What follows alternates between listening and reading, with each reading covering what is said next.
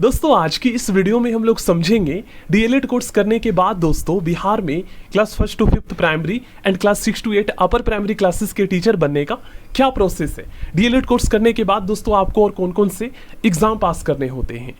Guys आप में से मोस्टली स्टूडेंट तो जानते ही होंगे डीएलएड कोर्स करने के बाद आपको सीटेट का पेपर 1 एग्जाम पास करना होगा प्राइमरी क्लासेस के टीचर बनने के लिए, class 1 to 5th and class 6 to 8 के टीचर बनने के लिए आपको ग्रेजुएशन भी करना होगा एंड सीटेट का पेपर 2 एग्जाम भी पास करना होगा। तो गाइस आज की इस वीडियो में हम लोग समझेंगे कि बीपीएससी टीचर के एग्जाम का एग्जाम पैटर्न क्या है, इसमें कितने क्वेश्चंस पूछे जाते हैं, क्या इसमें क्वेश्चंस का लेवल रहता है, कहाँ से क्वेश्चंस पूछे जाते हैं। सो डेट गाइस अगर आप अभी से तैयारी करना चाहते हैं तो अच्छे से कर सकें, ठीक है, क्योंकि वैकेंसी है दोस्तों बिहार में जो है अब हर साल आएगी। अब आपको पता है दोस्तों 2025 में जो है विधानसभा का चुनाव है बिहार में, तो 25 में भी वैकेंसी आने के काफ़ी ज़्यादा चांसेस है, क्योंकि चुनाव के आसपास में ही आते हैं, वैसे नहीं आते हैं।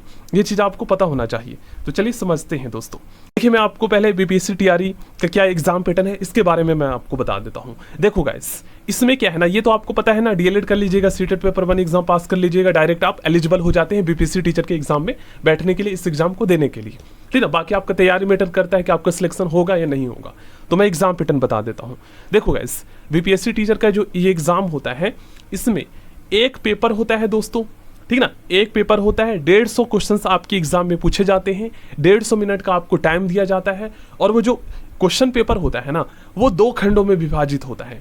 एक होता है लैंग्वेज का क्वालिफाइंग पेपर, मतलब खंड का कह सकते हो, और जो खंड खा है ना ये होता है हमारा जनरल स्टडी का पेपर, जो कि मेन पेपर होता है, मतलब फाइनल नहीं मेन होता है, मतलब इसी के आधार पर आपका डिसाइड होता है मेरिट, ठीक ना, इसी में जो आप नंबर लाएंगे इसी के आधार पर आपका सिलेक्शन होगा।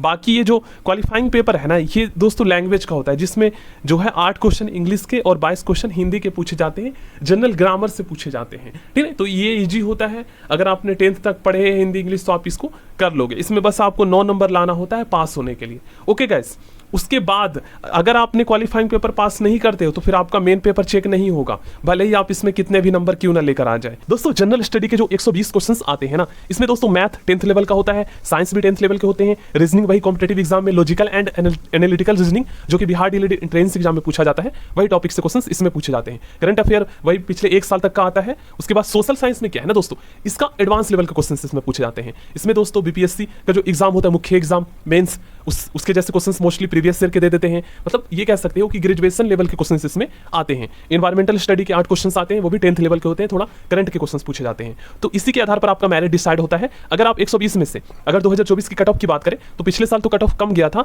देखिए उसके बाद टीआरई 2 जो हुआ था ना उसमें 10-10 नंबर का और हाई चला गया था कट ऑफ, क्योंकि सीट कम था, स्टूडेंट की संख्या ज्यादा था। तो आप यही लगा लीजिए कि अगर आप सिलेक्शन चाहते हो टीचर का तो आप जनरल से हो तो आपको 120 में से कम 85 आपको स्कोर करना होगा, ओबीसी से हो तो 80 लाना होगा, ईडब्ल्यूएस से तो आपको 75, ईबीसी से हो तो 70 लाना होगा, एससी से हो तो आपको 65 लाना होगा, एसटी से हो तो आपको 60 लाना होगा, पीडब्ल्यूडी से 55 पर आपका सिलेक्शन हो जाएगा।